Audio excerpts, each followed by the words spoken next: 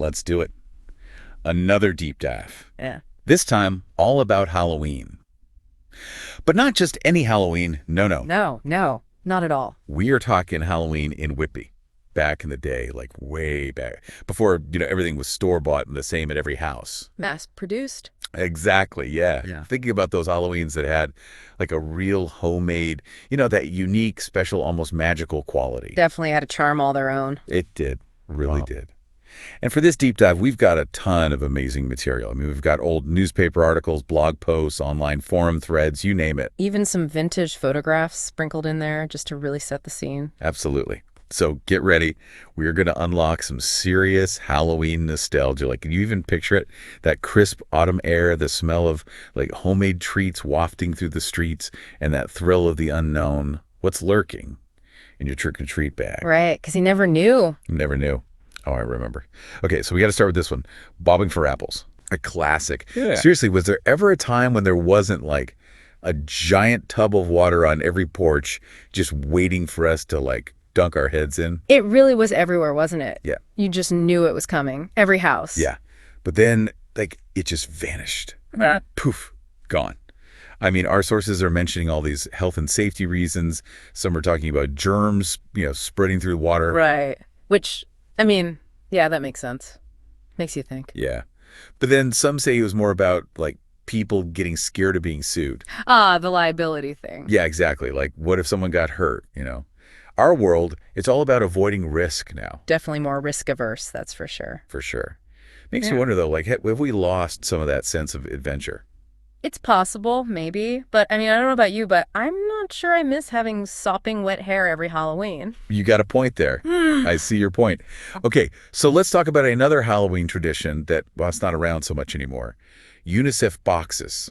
Those little orange boxes. So it was like a Halloween mission. Get as many coins as you could and help kids in need. And don't forget, taking them back to school and your teacher counting it all up. Yes, totally.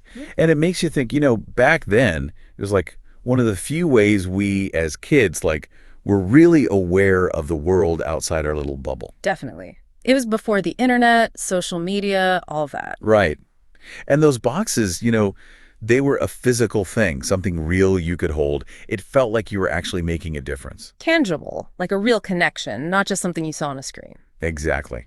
And it really showed how much people were starting to care about, like global issues, compassion, taking responsibility. I mean, today we are bombarded with information about the world, but back then it was different. Very different, yeah. Okay. But you know what hasn't disappeared? That feeling of, like, pure joy. Oh, yeah, I know what you're talking about. Digging into your Halloween loot. The candy. Remember those trick-or-treat bags? Yeah. Like anything went. Pillowcases, old shopping bags, cardboard boxes. My mom would decorate a box for me every year. Ah, that's amazing. I was a pillowcase kid myself. Classic. But let's talk about the good stuff. The candy. We're talking like homemade popcorn balls, those sticky molasses candies, the ones that get stuck in your teeth. Yeah. And candy corn, of course. Oh, and remember those wax paper bags? Yeah. Filled to the brim with candy corn. My grandma used to make those. It's all about those homemade treats, Yeah. It felt like someone's grandma or mom or even a neighbor put in that extra effort, that love. It's not like a store-bought candy bar at all. You're right. There's just something about a homemade treat. My grandma, oh my gosh, her popcorn balls were legendary. Seriously. Oh, yeah. And those rocket candies, the ones with the paper stick. Oh, yes. I loved those. The best. But you know what was really special? Finding something unexpected in your bag. Oh, I know. Like a little bonus prize. Yes. Like a McDonald's gift certificate. Yeah. Or even some actual coins. Talk about hitting the jackpot. Right. Okay, but before we wrap up this deep dive, we got to talk about Whitby itself. Whitby had its own special Halloween landmarks. Remember the old Stokely Van Camp factory on Brock Street? Of course. It was iconic. Oh my gosh, those mountains of pumpkins. I mean, it was like a sea of orange just waiting to be carved. A true Halloween spectacle. It was. And then there was the Halloween haunt at Cullen Gardens. Oh, that was always a fun one. So fun. Their miniature village, all decked out in spooky decorations with like people dressed up in costumes lurking around. Yeah, and they really went all out. You could tell they put a lot of effort into creating that Halloween experience. You could feel it. The creativity, the community spirit, the love for Halloween. It was amazing. Absolutely. Well, folks, I think that just about wraps up our Halloween nostalgia trip. Happy Halloween, everyone. Happy Halloween! And as you get ready to celebrate, think about your own Halloween memories. What are some of your favorite traditions?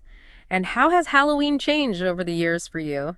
What do you miss? What do you love about how it is now? See you on our next deep dive.